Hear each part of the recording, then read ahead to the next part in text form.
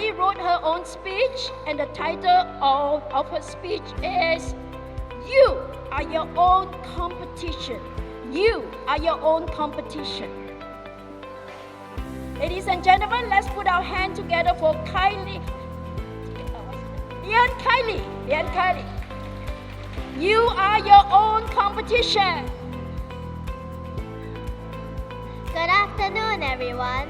My name is Kylie and I'm from Kids Public Speaking Bangsar. The title of my speech is You Are Your Own Competition. Let me ask you a question. Have you ever had a feeling that you can't ever do something just because you're too scared that someone is going to laugh at you? Well, I've had that feeling before. But what I've learned from all of that is called my experience. Let me share it with you. I have a personal experience on my own dealing with this. So when I was younger, maybe 7 or 8, I'd always fear what the people around me was thinking, which led me to only answer questions in class when I was forced to. I would shiver every time I had to. During the MCO period, I was pretty happy that the teacher wouldn't notice me since my camera was off half of the time during online lessons. But I soon realized that it will only make my fear worse. When I went back to school with only half my class, I learned to get pretty comfortable around them and started talking and answering questions more and more often in class. I was pretty happy with that for just a short period of time. When my whole class went back to school together, I started feeling anxious again. I started talking lesser and lesser even with my closest friends because anxiety was building up inside of me. But my anxiety wasn't just at school. When I went to the dentist, I would only open my mouth since, well, what else would going to the dentist before then? And when I went to the doctors, I would make my mom or my grandmother talk for me by keeping my mouth shut the entire time.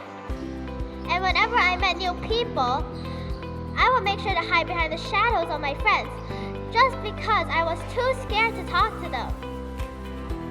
Even though I had always envied my friends getting to know people so quickly and becoming great friends with them in just a short period of time. One day, my class monitor was asked to share her personal experience in class.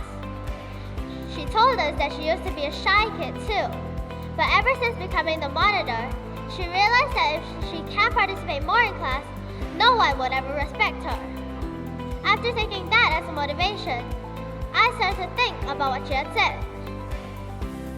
She even joined a public speaking program at school, and since I'm used to doing that, I decided to join her. There, I learned to get more and more comfortable around the people. Just the fact that there were less people there already made me feel a little more comfortable. Soon, my class teacher decided to switch up the places in class.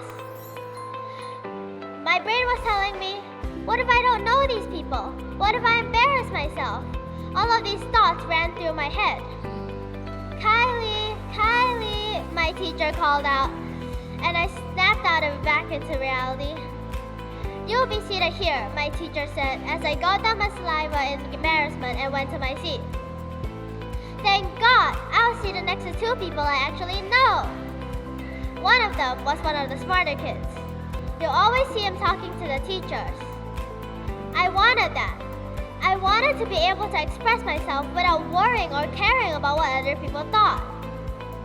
Slowly, after a few months, while I was asking one of my teachers something, I realized I was able to do it. I was able to talk to people without shivering or having my heart pounding as if someone was going to kill me. All I needed was just a little motivation from my friends and my dad, who had always encouraged me to do so. So what did I learn from this? The 3 ways that you can heal your anxiety that worked for me might work for you too. Firstly, you have to accept it. Knowing that it exists in you is important. You can't hide your whole life. Secondly, you can cry it out, talk to someone about it, or meditate. Whenever you aren't comfortable with a scenario, you have to understand that this is your life, and if you don't want to live in fear, then you have to learn to cope with it. So suck it in, breathe, and express yourself the way you want. Lastly, start out by talking with a small crowd, then slowly increase the number of people watching you. If I can do it, you can do it too. You may be surprised to find out that sometimes nobody hates you, nobody doubts you or treats you as their enemy. But you make yourself feel like that, which automatically makes you your own enemy. Dear haters, doubters, and enemies, thank you for always being by my side, laughing at me for all of my failures. Thank you once again for helping me see that I have the strength to pick myself up for all the trouble that you have caused me. In conclusion, as long as you believe in yourself and trust yourself, it doesn't matter what others think. Thank you. You know what's so great about her speech? It's all her personal story that she writes. She wrote about her fear. I should learn how to overcome it, accept it, do something about it, and believe in yourself. And that's what she does.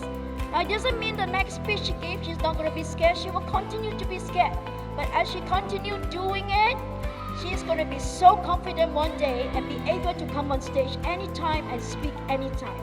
Thank you for the beautiful speech and thank you for inspiring us.